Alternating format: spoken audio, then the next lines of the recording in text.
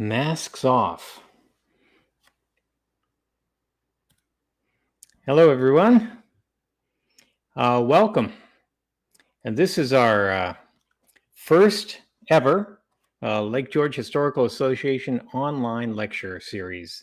We're here tonight. We're going to be joined by the first in a line of guests for the summer. And I think you'll enjoy it for two reasons. Number one, it's blistering hot out there.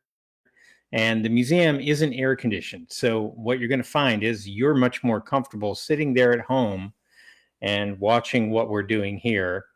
And also, the other reason is you don't have to wear a mask. And if we had to do this at the museum, we'd have to all be masked. And so that's not good. So at the end of this session, there'll be a Q&A.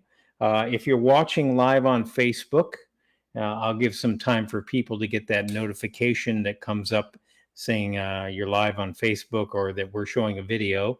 And there's a chat and you can ask some questions. I should be able to see it here on our stream. If you're watching live on our website, you'll also be able to participate in the chat. And I'll share the link in the video a little bit later.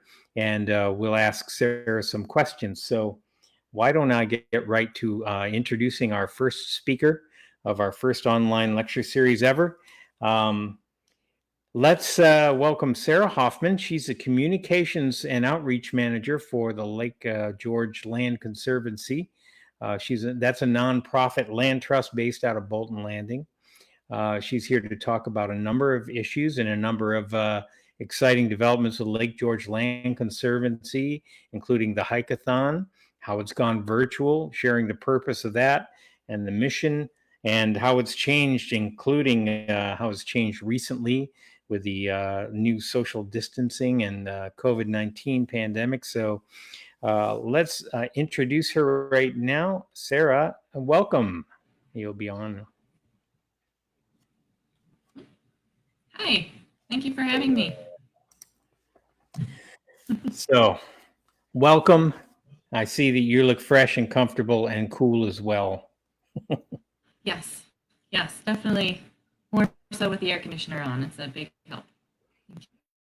Yeah. That's great. I'm going to remove the text at the bottom. Thank you very much. One of my viewers, one of our viewers mentioned that. There we go. That's a lot more calm, isn't it? And thank you very much for suggesting that and noticing it. I probably would have noticed it after a while, but not soon enough. All right. Sarah, if you'd like, I'll just let you get right into saying hi to everybody, okay? Okay, thank you. So as Gary said, I am Sarah Hoffman with the Lake George Land Conservancy, Communications and Outreach Manager, which gives me the opportunity to do talks like this. I'm always happy to do some outreach and talk about our mission and projects that are going on and our events. Hike-a-thon is something that is near and dear to me, so I'm happy to be able to talk about that. And so I am just going to get right into, I have some slides prepared. So I'm going to share my screen here and we'll get started.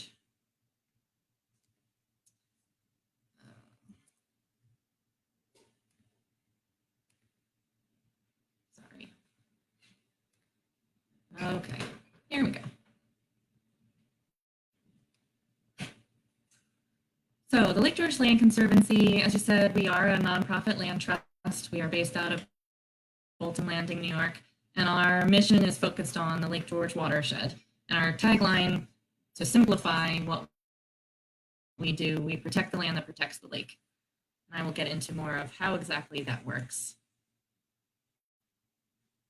Just to show how broad and specific our mission is, our number one priority is protecting the water quality of Lake George, but we also do make sure to look at the other resources that are valued throughout the watershed, the natural, scenic, historic, and recreational resources that make this area so important. Obviously, tourism is a great driver in this area, and without a clean and beautiful lake, we wouldn't have that to help with our economy. We wouldn't have people wanting to live here, visit, all around. So it's all very dependent on making sure our water stays clean, our land stay healthy, and all of these other aspects, as you well know, that's so much history and other resources in the area that we want to also protect.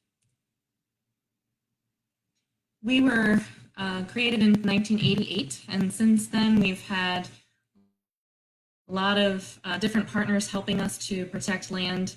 In total, 11,557 acres, all throughout the watershed. And with this map, what you can see is there's this yellow line that encircles the lake. That is the watershed line. So anything between the line and the lake is the Lake George watershed. All the water that hits that land ultimately ends up in the lake. So all of the land there is really important when you're talking about protecting the water quality because it all has an impact on the lake itself. We have over 30 parks and preserves that are open to the public, some with parking lots and trailheads that are available to anyone year-round, dawn to dusk. Others have limited access, so not fully open to the public year-round, but all of them could be accessible. Of those that do have established trail systems, there are more than 40 miles of hiking trails that are open to the public through, again, our own properties, but also with our partners. So lands that we've transferred to New York State and still have a management agreement with, or with some towns like the town of Bolton or town of Lake George. And actually, I did want to just point out real quickly, it goes up, the stars on the map. I do have some exciting news. Your audience is actually going to get the first, to hear the first announcement of two exciting properties that we are working on. One is in the town of Bolton. So the star, I don't know if you can see my cursor, but down in Bolton is part of the Bolton Hub project, and the other up in Hewlett's Landing are totally new. And I will talk a little bit about those. One of the ways that I like to explain what we do and the importance of why protecting the land protects the lake in its most simple term is what happens upstream doesn't stay upstream. It's a little cheeky, but I think it works. You know, when the water comes down in a rain event, a storm event, whether it's a natural property or if there's construction, a road, a driveway, one picture there is a hiking trail, but it doesn't have the right erosion controls in there.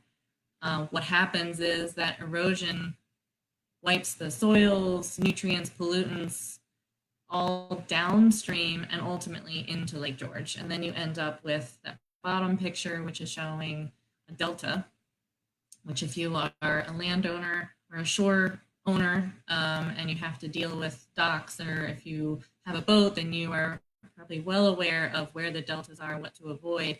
And those are caused by the upstream erosion. So what we do is we want to protect that upstream area as much as possible to prevent the problems downstream. Our greatest partner is the land itself. It is the most efficient, effective tool we have to protecting the water quality between the streams, corridors, the ponds, the wetlands, the forests themselves with their deep root structure, holding soil in place. All of these natural elements work really effectively to clean the water downstream. The ponds and wetlands hold stormwater in place so that it doesn't rush down a stream, which would bring debris and soil and rocks down with it. The ponds and wetlands also absorb pollutants. As the water slowly sinks in, it soaks up some of that excess nutrients and things that can cause problems for fish and other things downstream. The forests, again, have that root structure that can hold that soil in place. A healthy stream also has if it's a healthy stream, it'll have a lot of vegetation around the edges of the corridor, which will help prevent erosion.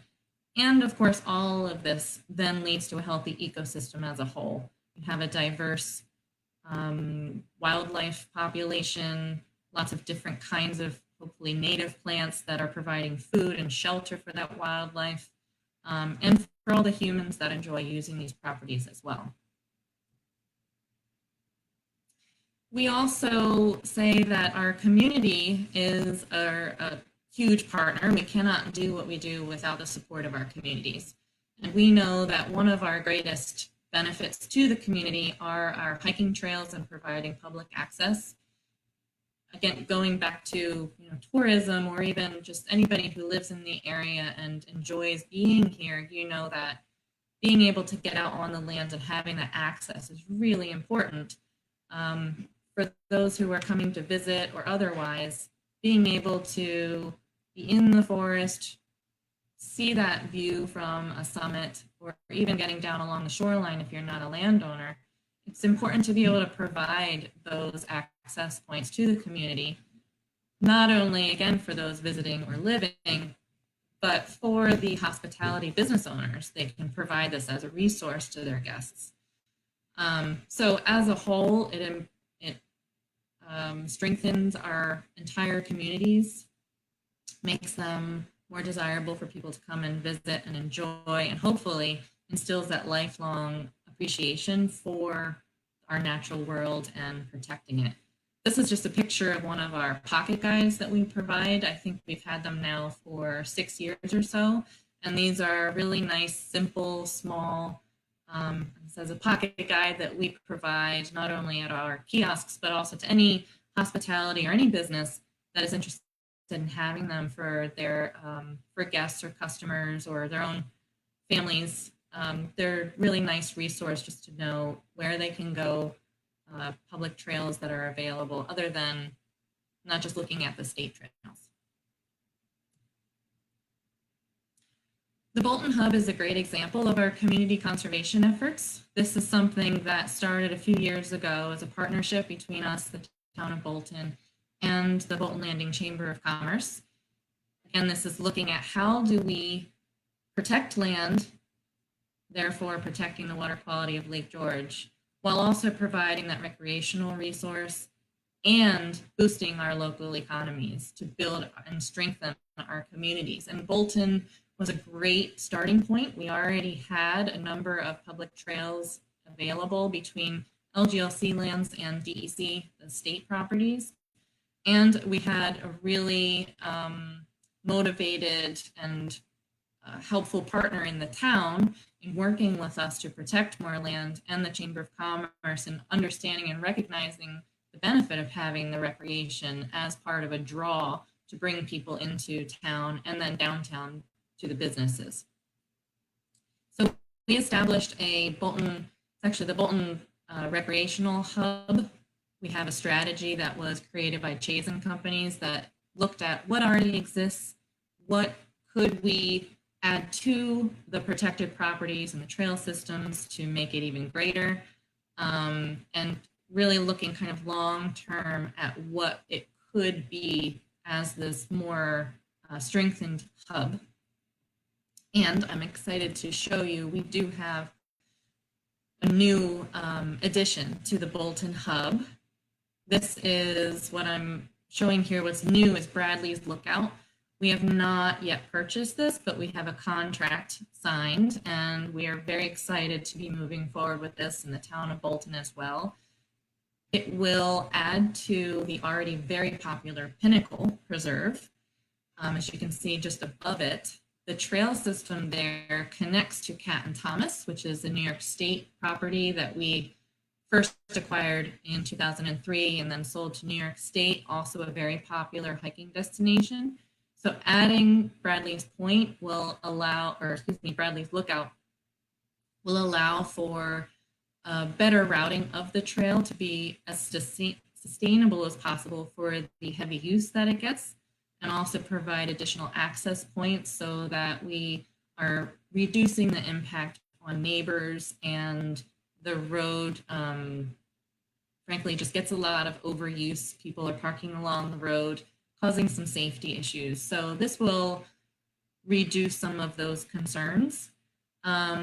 we are working with the town, similar that we did with the Pinnacle, and also Twin Pines, which you can see is farther west near Trout Lake. Those properties are all, we've protected them and then are selling them to the town, encumbered by a conservation easement, which means that we will continue to monitor these properties and make sure that they are, they stay healthy and that they are going to be following regular conservation requirements, that they will remain protected forever, but under the town's ownership. So again, we have a signed contract for this. We are hoping to close this in the coming months, and over the next probably year, be working on the new trail system and other features, educational materials, and other things that will go along with it. Hewlett's Landing was the other spot on that map with the star, and I'm highlighting it because we do have a new property there as well. This is a focus area for us because, as you can see on this map, that orange yellow line, again, it's that watershed line, it's very close to the shore. And this area has very steep slopes that are sensitive to erosion, and protecting these areas will have a significant impact on the water quality just by preventing any potential construction that would cause any erosion downstream. And you can also see the streams themselves that are tributaries into Lake George. Those are what we are focusing on, not only the steep slopes, but also those tributaries, because again, what happens upstream doesn't stay upstream. So we are protecting that corridor that leads into the lake. And what we have just yesterday closed on the protection of this Ferry Brook corridor. I'm calling this 25-acre piece. So it has been purchased as of yesterday. And again, adding to this great Hewlett's Landing Conservation Initiative, focusing on the water quality and those steep slopes.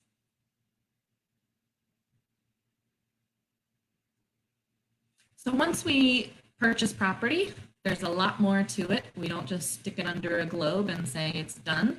Well, there's a lot of stewardship that happens year round. Some of the properties, as I said, do have these trails. So there's the process of marking out and creating those trails, putting up signage. We've been increasing our educational materials along the trails as well, so that whenever you go out, you can learn about the lands that you're seeing and the wildlife. We also do maintenance projects, like the picture in the top center is someone installing kind of a beaver deceiver device. It is a tube that goes into a beaver pond, and the other end of the tube is sunk underwater. The beavers don't notice that it's there, but what it does is it allows water to flow through the dam, thereby preventing overflow and excess work by the beavers to make the dam larger and larger and larger. They've been shown to be very successful in preventing problems downstream from beaver dams. And we recognize the importance of our beavers and providing these beaver ponds as, again, these retention ponds that allow for filtration and cleaning of our water. So we want to do as much as we can to make sure all of our neighbors are happy and there's no potential issues that come down the road. So all of these are part of management plans that we have for our properties. And of course, we do a lot of outreach trying to get our message out, such as I'm doing right now. We also have guided hikes, trainings for volunteers. We do a lot of invasive species management for terrestrial invasives, such as the hemlock woolly delegate, as well as other plant invasives. We try out some new things like yoga at the top of our Pilot Knob Preserve. We've worked with Youth Commission out of Lake George, done partnerships with Soil and Water Conservation District and LGA and other organizations around the lake. This year, of course, things have changed. We have had to switch gears a little bit. Normally, we would have up to 50 programs a year, those including all the things I just said, guided hikes, programs, talks during the summer, trainings. And this summer, with everything happening, as with everybody, we have had to convert into virtual or just cancel, unfortunately. We certainly hope to get back to our usual uh, scope of outreach next year, as I'm sure everyone else does as well. One of the things that we've really been pushing, and this is along with New York State DEC and other hiking organizations, is bringing that social distancing message not only around town or in stores, but also on the trails. We did have to make the difficult decision to close our Pilot Knob Preserve in April. That was also, I think, a day apart from when the town of Bolton decided to close the Pinnacle, and all for the same reasons. These are two very popular preserves that were getting overrun by people looking for something to do when early on, when everyone was staying away from shopping and all these other busy places. And we understand that people look for a trail to go to. And again, these were very popular and well-loved trails. And unfortunately, they just got a little too loved to the point of being unsafe for both the hikers, but also parking along the road and causing unsafe conditions along the road, and also for our trails getting overuse. So again, this is a pretty great simple flyer that DEC used, that we have been using also to share the message of staying local. There are a lot of great trails in a lot of different communities. It's a great time to find those. You don't need to drive 30, 40 minutes to get to a hiking trail. There are lots of other options that maybe you can explore. Be safe, staying with your immediate family or your pod, and avoiding crowds. If a hiking trail, if you get to a trailhead and it's really crowded, to turn around and go somewhere else. My family did that the other day. It's disappointing, but like I said, there are a lot of different options. So finding the right ones that are not crowded, limiting your exposure while on the trails, even though you're outside. Some of these can be very crowded, and we want to do our part in promoting responsible and safe recreation.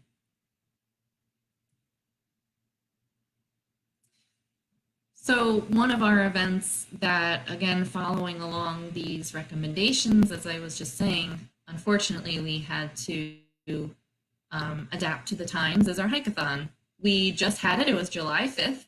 And rather than cancel, we did do a virtual style. But just as a kind of a background for anyone who is not familiar with our Hike-a-thon, it happens on one day, July 5th, every year. This was our 8th year, so we started in 2013. It was an event that we had started to promote our 25th anniversary, and it was intended to be a one-time only event. But we got such great feedback that we decided to continue, and I'm really glad that we did. Again, now we're in our 8th. We just did our 8th Hike-a-thon, and we've grown from initially, I think that first year we had about 400 people. This year, had the event gone the way we planned it to, we would have been up around 700. So it just continues to grow. What happens is we have hikes and now paddles that are scheduled. People can sign up for which one they want to do. They all have their own time, and we have volunteers leading those, so that we really wanted to encourage as many people as possible to come out and enjoy these trails. Somebody who might be nervous about going out for the first time, this is an opportunity to join a group, feel safe, feel welcome, and really get a positive experience that will hopefully lead to more hiking and outdoor activity. So each year we've give away shirts, and we've gone through the rainbow now. It's kind of partly for fun, partly for me to be able to keep track of year after year. Although now this year we had white shirts, and we've had some families that have participated year after year, and these are collectibles, and you look forward to seeing what happens the next year. So I just put all these pictures up there for fun, just to show all the different colors and the groups at the summits. And in the yellow, the third year, where everyone's wearing yellow, you can see they're waving to a helicopter. This is what makes our event unique. We have Bruce Mallory, who is a local helicopter pilot, and Carl Heilman, a photographer, every year. And along with a staff person, it's kind of changed year after year who else is in the, it's a 4-seater helicopter, flies around the lake, and they take pictures of each group at the summit. So it's a choreographed event. Each group is timed to get to their specific location at a very specific point so that the helicopter meets them. And as I said, this is what really makes our event unique. This is an exciting moment when the helicopter comes and everyone waves, and it also brings everyone together, whether you're hiking in Lake George Village or up in Ticonderoga, east side, west side. It's all part of one big event. We're all part of one big lake. So having the helicopter fly around, almost, tying everyone together, it really it gives a great feeling to it. And that was really missed this year. As I said, we made this year's event virtual. We felt it was the best thing to do. And from the responses I've received, most people agreed. They were thankful that we went this way. And by virtual, it's not hiking virtually. It was, we encourage people to go out and hike locally, using those recommendations that we have pushed and that New York State has pushed. Hike locally, hike where it's not crowded, stay safe from potential exposure. And so it's been interesting to see the pictures that people have been sending, some a lot around Lake George, but we also had some, for example, right here in the middle there down in Palm Beach, Florida. We also had another picture down here in the corner in Vermont, and the picture up in the top right. The Rourke family, they were all over the place. So in Lake George, and this is their son in Mumbai, India. So I can officially say that the Hike-a-thon went global this year, which is pretty cool, to put a positive spin on something that would otherwise be kind of a bummer.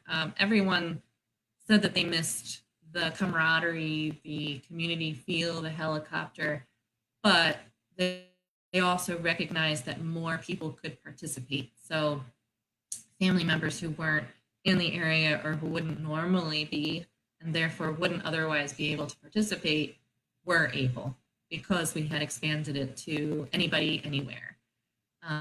So that was pretty cool. As I said, a good spin on what was otherwise a bummer of a change of events. So those are things that we've done as we've gone through this time, as I'm sure all nonprofits and other businesses have had to adapt. But, I think we're doing pretty well with it anyway. And just as a last kind of comment, the land doesn't pause. So as we are all doing our thing to stay safe, what is great about land protection is that once a property is protected, conserved by us, it is forever protected. And whether we're using it, hiking on it or not, it is still there doing its job, keeping Lake George clean, regardless of what's happening in our human world. So I think we can all be reassured with that, knowing that Lake George will be here in all its beauty for whenever you can come back, whenever it is safe to do so. And I think that is our strongest message for people. So we certainly miss seeing everyone up in Bolton, in our office and out on the trails, and we miss our volunteers and everyone coming to our events, but we'll get back to it. And we certainly have a lot of other things keeping us busy. That is it. I just put up my contact information if anyone is interested in learning more about what we're doing. or want to follow us, see some more pictures, I got lots of great pictures from Hike-a-thon, and we try to post about what our stewardship staff is doing and projects that are happening. You could follow us on Facebook and Instagram or join our email list. And our website is just lglc.org. And we also have an outdoor kiosk. So our office is closed to the public and will remain so for the time being, but we do have a kiosk outside that has brochures and some other information. So you can always stop by and pick up some paper materials if you're in Bolton and want to find a new hiking spot. So Terrific. Thank you, Sarah. That was great. Now I have to ask you, and it's great, the whole mission of actually keeping areas preserved for generations to come. And I keep thinking back to that. It used to be the province of wealthy landowners around the lake, and many of them were, connected in Saratoga Springs as well as New York City. Owned land. I think of Edwin Morse Shepherd and a number of people on what's called Millionaires Row up the west side of the lake. And without them, the average citizen would not have access to the lake and a lot of the beauty. And it's kind of like the Lake George Land Conservancy is filling in because those people don't exist anymore. And developers tend to want to own everything that's worth owning and leaving very little public access. So it's a great role the LGLC plays there. I think that's terrific. Thank you. Yeah. What was the impetus? It's you started. Oh, I'm sorry. Go ahead. I was just going to say we do have, I didn't say specifically, we do have 2 properties that actually have waterfront. As you're saying, it's hard to find that spot if you're not a landowner. Up in Cake, there's Peggy's Point, which is a great little park that goes down to the water's edge. And also our last great shoreline preserve in Putnam would normally, in a typical year, we have a dock so that if somebody is out on their boat, they could actually come by boat, dock, and go hiking. So it's, again, a unique way to use the land and enjoy it when you don't have to own the property itself. Yeah. I will add that this year we do not have the dock in, just with just one of the decisions we've made with the changes this year. You know, the it's interesting too, which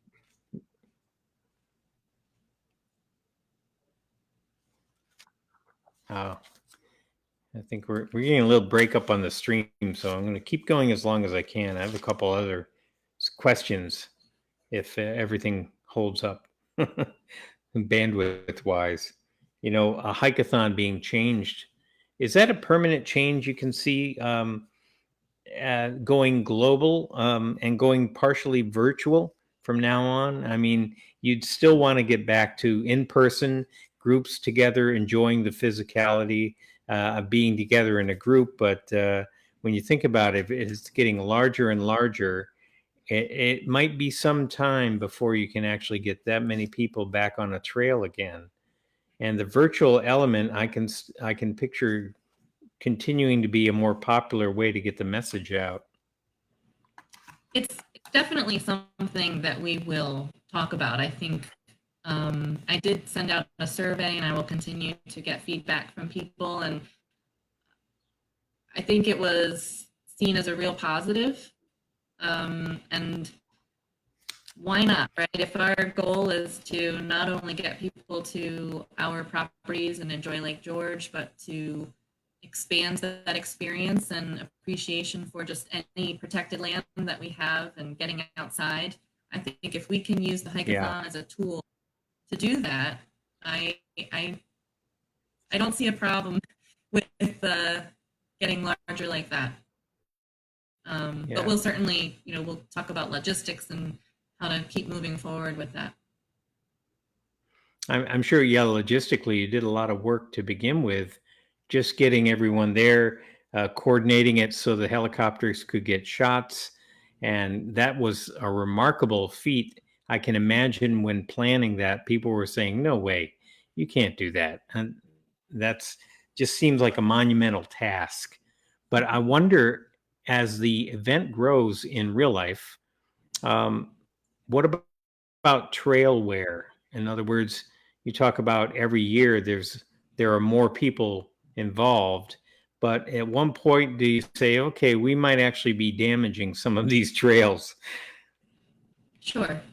And from even year one of the things that we do is each property has a limit, has its capacity for not only hikers, just because depending on the trail itself, some just have a natural footbed that is capable of handling that heavier foot traffic. But maybe they have a small parking lot, Yeah. or vice versa. So all of our properties have been,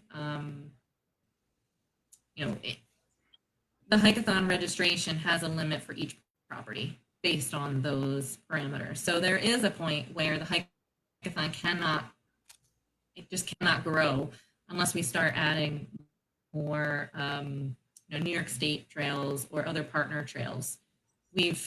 Our goal through now, all of the properties that are involved in the Hike-a-thon have some history with the LGLC. So even if there is a state trail or a Northwest Bay paddle or Jade Pond paddle, it's because the LGLC's history had something to do with its conservation. We were instrumental in protecting public access to Jade Pond when that property was on the market. So that could have been closed off to the public had we not got in there. So that's why that paddle is included, for example. So as we protect more property and to expand our own hiking opportunities, we can grow the Hike-a-thon through that way. But yes, always be mindful of the impact that having a large group would have on its trails and on the neighborhood, in the area. We don't want to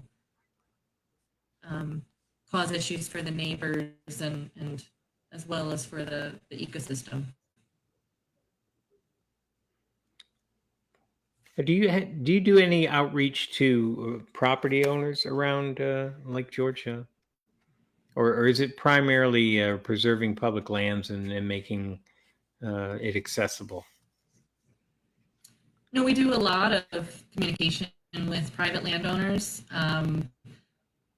Our executive director, our board, and other staff make phone calls. We have meetings, have lunch, have coffee. We develop a relationship. Even our stewardship staff, he has to go out and monitor conservation easements, and it really is all about relationships. So we know that nobody's going to want to work with us if they don't trust us, if they don't think that we are working with integrity and on their best interest. So developing the relationships with landowners is really important, and it is absolutely a big part of what we do in moving forward, especially in areas like the Bolton Hub, the Hewlett's Landing area. We have had regular communication with certain landowners where they'll invite neighbors over so that we can talk and explain what we're thinking and really get them to be part of the process. Right. Well, I think that's all I've got. We didn't get any chat questions, and I apologize for that. Okay. But we got a number of viewers, and I want to thank you so much again, Sarah, for being our first and our guinea pig on this first ever LGHA live online lecture series. We're going to do this again. We'd like to have you back sometime too, but can you tell people where they can see, I guess you're doing your own presentations as well for the Land Conservancy online, right? We are. So, yeah, I guess we're all in the same boat. We just had our first, what we have is the Living Land series. And we've had the summer Wednesday evening talks for a number of years. And so we just had our first one yesterday with Dr. Nina Schock talking about Adirondack loons. And we will continue those next week We are talking about hemlocks and hemlock woolly adelgid. And then we'll jump to August. We'll begin again with a couple of programs. I never remember, so I had to bring my cheat sheet. The wrong one. We're going to be talking about the hub. We have a history talk, and put me on the spot. I forgot the other one, but we have the lineup. Well, and it's great. Tell people where they can find it. You can go to our website, lglc.org, and go to our events tab and Living Lands series. And all of our programs are going to be pre-recorded. And at 5:30 on those Wednesdays, we will post the link so that people can watch it. And most of the presenters have said that they will be available during that time to answer questions. That's great. But otherwise, all the videos can be watched at any later time as well.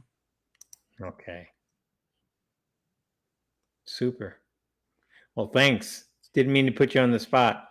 Good luck with those. We'll be keeping an eye on those. Thanks so much again for joining us. And we'll see you folks again next Thursday. Our second in the series will be a local filmmaker who's now living in Brooklyn. She'll be joining us from Brooklyn, Hannah DeGarmo. You can read up about her in our events on our Facebook page and on our website. You'll see both. And if you are attending, please send some questions into the chat so we have interactivity. Sarah mentioned that they're pre-recording a lot of theirs.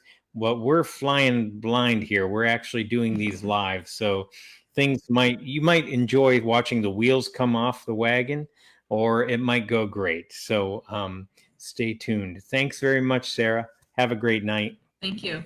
You too. Bye-bye. Thank you.